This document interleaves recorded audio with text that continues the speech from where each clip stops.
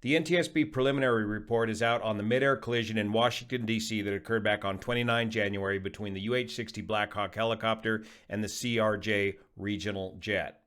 And if you've been following this channel for a while, you'll see that there's no new shocking revelations in this NTSB preliminary report. It's only the facts and the data that we know so far that we've previously discussed on these presentations.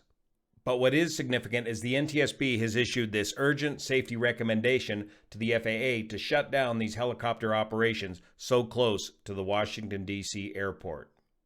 And here in this urgent safety recommendation, they give us the data to corroborate that evidence. Let's check it out. My name's Juan Brown. You're watching the BLANCOLIRIO channel, and it's Wednesday, the 12th of March.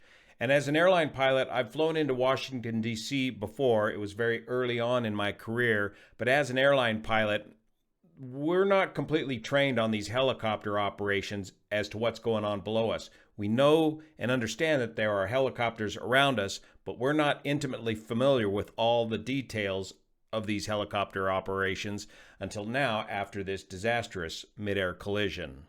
Because as airline pilots, we're relying on the FAA airspace system to keep us and our passengers safe from these sort of conflicts.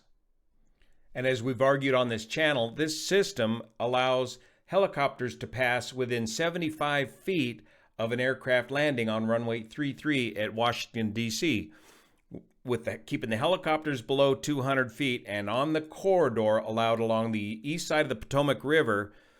That 75 feet is within the limits, the vertical limits of the tolerance of a barometric altimeter. Far too close. Following the collision, the FAA did issue a NOTAM closing down helicopter activity near the D.C. airport on certain routes temporarily. This urgent safety recommendation by the NTSB wants to make this permanent.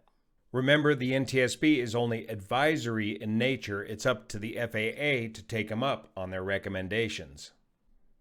Now, we figured there was probably a history of near misses in the D.C. area, and Victor at VAS Aviation had documented a couple of those resolution advisories being played out on ATC, but the NTSB dug down and they found that since October of 2021 to December of 2024, there were 15,214 occurrences between commercial airplanes and helicopters in which there was a lateral separation distance of less than 1 nautical mile vertical separation, or 1 nautical mile horizontal separation, and 400 feet of vertical separation. That's what they call a loss of separation in the industry. 15,214 times out of 944,179 flights in and out of the area. So that's, according to my rough pilot math, about 1.6% of the time there was that separation loss. And there were 85 recorded events that involved a lateral separation of less than 1,500 feet and a vertical separation less than 200 feet. An accident waiting to happen. How did this come to be? Oftentimes when flying the line, these sort of events sometimes get swept underneath the rug.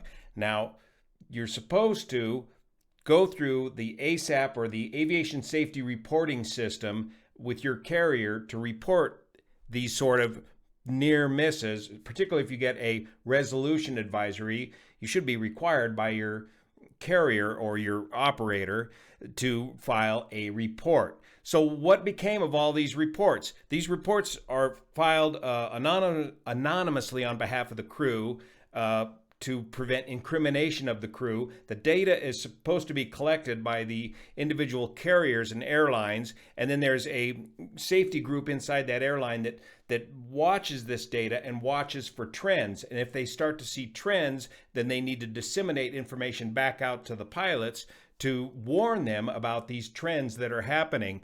But what happens once that data gets captured there by the local airlines?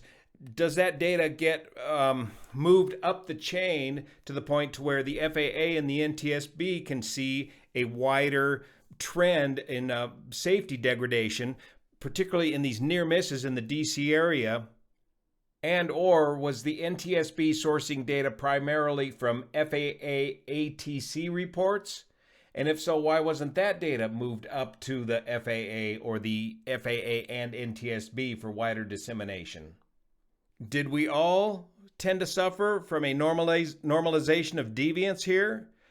Why was this information not captured and acted upon by the FAA and or the NTSB before disaster struck? Thank you so much for your support of this channel, especially the folks over on Patreon that make this content possible. See you here.